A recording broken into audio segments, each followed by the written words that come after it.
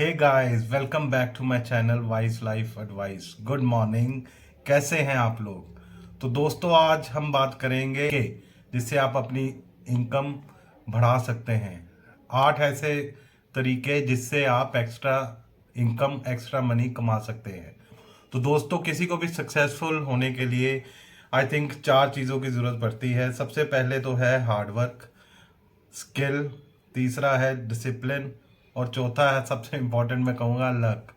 बिना किस्मत के कुछ नहीं मिलता दोस्तों। तो आपको लकी होना चाहिए, साथ में आपका लक भी काम करना चाहिए। तो शुरू करते हैं दोस्तों, कौन से हैं वो 8 तरीके।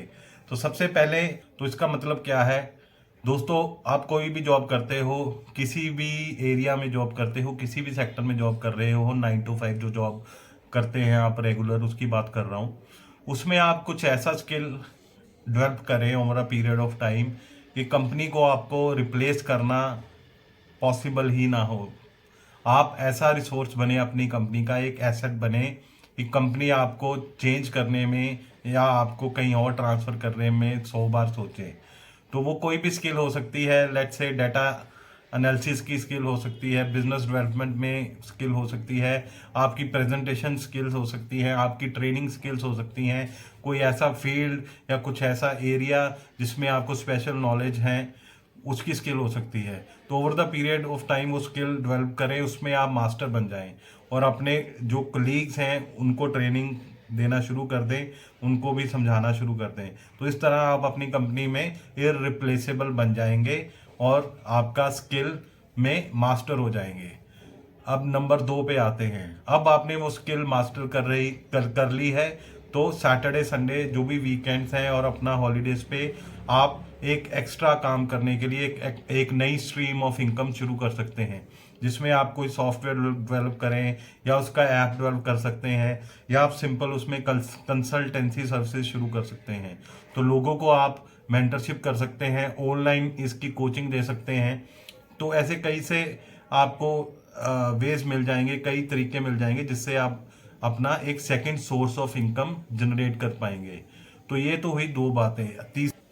तीसरे नंबर पे आता है, क्या आपको जॉब स्विच करनी चाहिए? जी हाँ, मैं कहता हूँ आपको रेगुलरली अपनी जॉब को स्विच कर देना चाहिए। 2 से 3 साल के बाद आपको एक नई अपॉर्चुनिटी, नई कंपनी विद एडेड रिस्पॉन्सिबिलिटी और हायर डेजिग्नेशन के लिए हमेशा जाना चाहिए। इससे आपकी सैलरी बढ़ेगी, क्योंकि अगर आप एक ही कंपनी में स्ट्रक हो जाएंगे तो over a period of time आपको सेम कंपनी में ज़्यादा प्रमोशन नहीं मिलती, आपकी सैलरी भी एक हायर बैंड पे आ जाती है और फ्यूचर ग्रोथ के प्रोस्पेक्ट्स आपके बहुत ही कम रह जाते हैं। तो जॉब स्विच करना बहुत ही इंपॉर्टेंट बात है। अब चौथी बात हम करते हैं, डिविडेंड इनकम।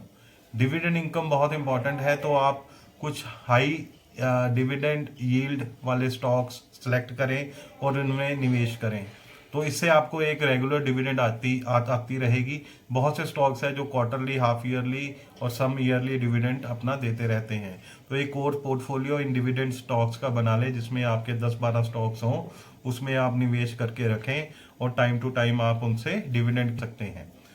अब आते हैं 5वें नंबर पे। 5वें नंबर पे आप एक फ्लेक्सिबल सेविंग अकाउंट खोलें। फ्लेक्सिबल सेविंग अकाउंट का सिंपल मीनिंग ये है, अगर आप सेविंग अकाउंट में पैसे रखते हैं तो डिपेंडिंग अपॉन डिफरेंट बैंक्स आपको 2.5-3% का ही इंटरेस्ट मिलता है।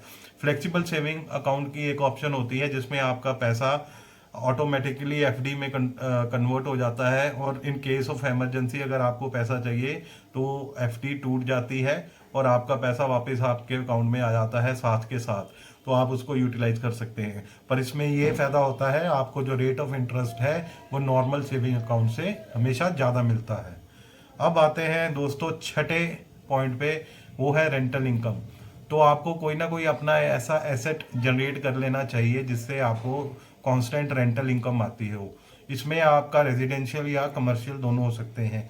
जनरली देखा गया है कमर्शियल प्रॉपर्टीज़ पे आपको जो रेंटल यील्ड है वो ज़्यादा आती है। अगर आप कमर्शियल प्रॉपर्टी खरीद पाएँ तो आपके लिए बेटर होगा, और रेजिडेंशियल में भी अगर आप उसे एज ए पीजी यूज़ करें तो आपको अच्छी रेंटल यील्ड मिल सकती है।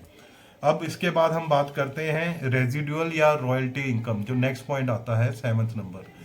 अब रेजिडुअल और रॉयल्टी इनकम क्या होती है? आपने कोई कंटेंट क्रिएट कर लिया, जैसे यूट्यूब में किया या किसी और चैनल पे किया या सोशल मीडिया पे आपने डाल दिया, तो उसकी रॉयल्टी इनकम आपको आती रहती है। या आपने कोई किताब लिखी, आपके पास कोई पेटेंट है, कोई इंटेलेक्चुअल प्रॉपर्टी राइट्स हैं, तो ऐसा कुछ भी आपने अगर क्रिएट किया जो क्रिएटिव है, जिसकी आपको रेजिडेंशियल इनकम सारी लाइफ भर ही आती रहती है। आठवां और लास्ट पॉइंट है capital income. Capital gain income क्या होती है? आपने किसी भी चीज़ में निवेश किया, कैपिटल एसेट्स, लेट्स से आपने कोई लैंड खरीदी और उसको होल्ड किया 8 साल, 10 साल, 15 साल, उसको जब भी आप बेचेंगे तो उस पर जो गेन आता है वो आपका कैपिटल गेन होता है। तो ये आपको कैपिटल एसेट्स में हमेशा इन्वेस्ट करना चाहिए। तो दोस्तों, मैं आशा करता हूँ आपको मेरे ये 8 एक्स्ट्रा इनकम बनाने के तरीके ज़रूर पसंद आए होंगे। अगर आपको मेरा वीडियो अच्छा लगा तो इसे लाइक, शेयर और कमेंट ज़रूर कीजिए। Thank you.